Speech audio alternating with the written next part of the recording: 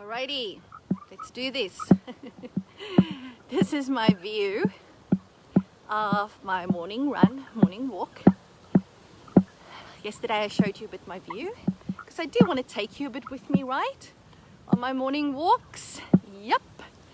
So, welcome.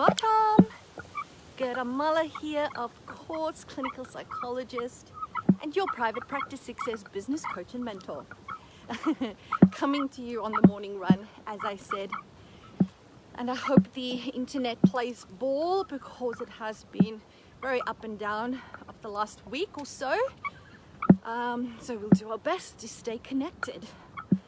Yes, so an interesting side with you guys is there's a lot of houses like interspersed here, and especially the houses on this side, the side of the ocean. Is that I can literally, like this house here, I can literally look straight through from the street onto the ocean.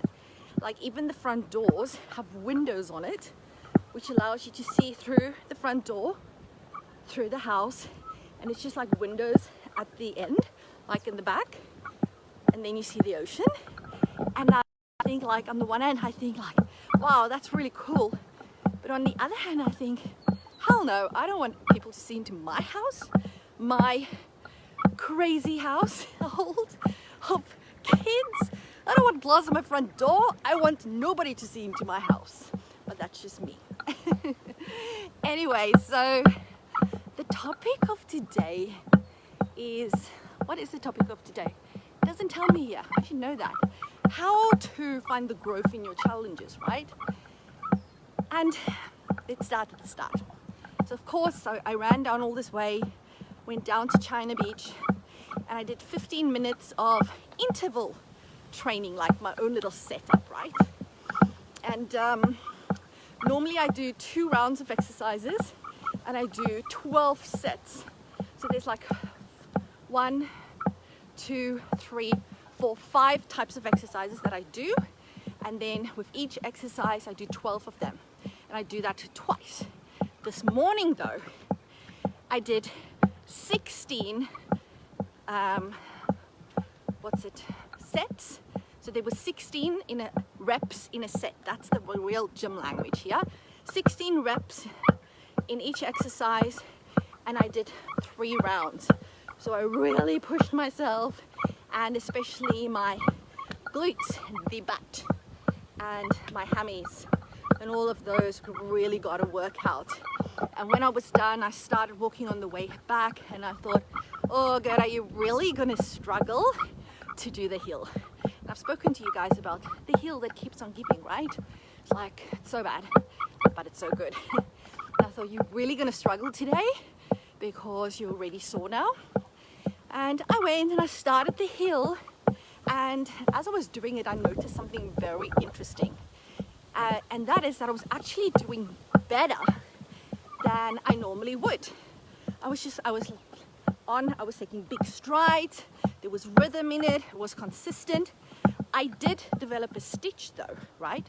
So it still tells me that my fitness needs work. It also tells me that I was going faster and persisting more than I normally would, which is why there was a stitch. So I still felt the pain, right? But the reason, when I thought about it, why I did the hill much better than normal, some mornings I would rest 2, 3, sometimes even 4 times as I go up it. I only had to rest once. Why? Because the the interval training that I did, just like less than 10 minutes earlier, like 5 minutes earlier, right? Activated my muscles. It warmed it up. It put it into the state where it was working, right? It literally woke it up. It went, hello, there you are, didn't know I had you. And then when I needed it for the hill, it was awake and ready to rock and roll, right? And that's the thing. Sometimes we have these times of challenge in our business where you really need to push yourself hard because it's required, right? We've just been through it. And it's painful as you're going through it. But what I do know is this, that you always win from it. You always grow. Okay, so when your next challenge comes, when that next hill comes that you face, whether it was a hill that you expected or didn't expect, you will be so much stronger for it, because you would have learned things about yourself. You would have learned, that you had these muscles that you didn't previously know you had, that you didn't know you had it in you.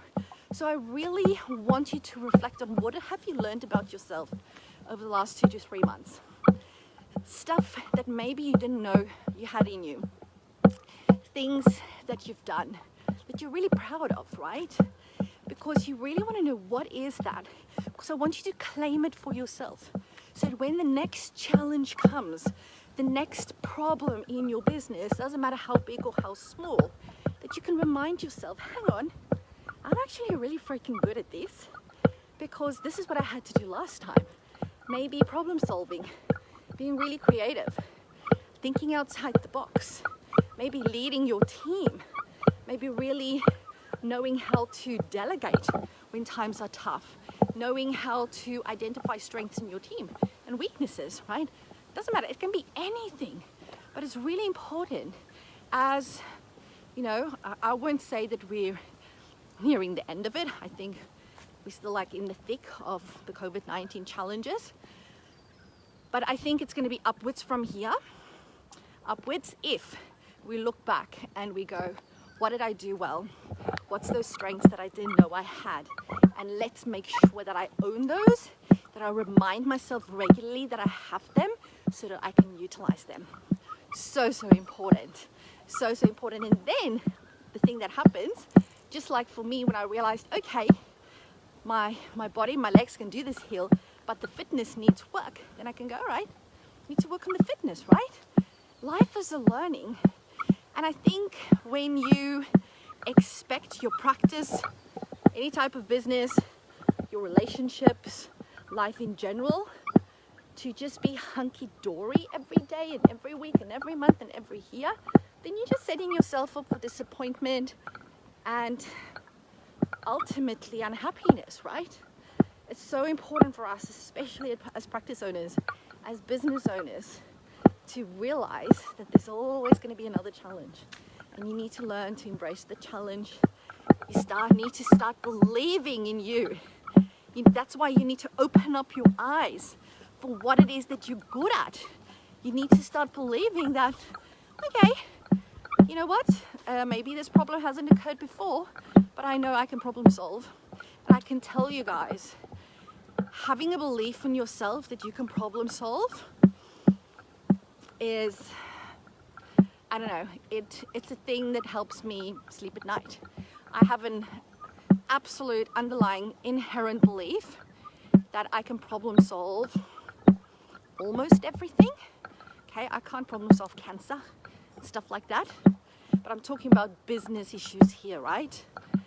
I can problem solve it. I've got that belief, and I know also that if I can't problem solve it, I will problem solve it by finding somebody that can help me, right? Whether that be my accountant, a business coach or mentor, a friend that's been through it. Sometimes problem solving is help seeking, and that's okay, right? Just like sometimes we can't deal with our anxiety, we need to seek help. It's still problem solving by seeking help, right? And you just need to believe that you will do what needs to be done. Whether you problem solve that shit yourself, or if you go, okay, I don't have the answer, I've done what I know I can do, now who can help me? That's not a failure.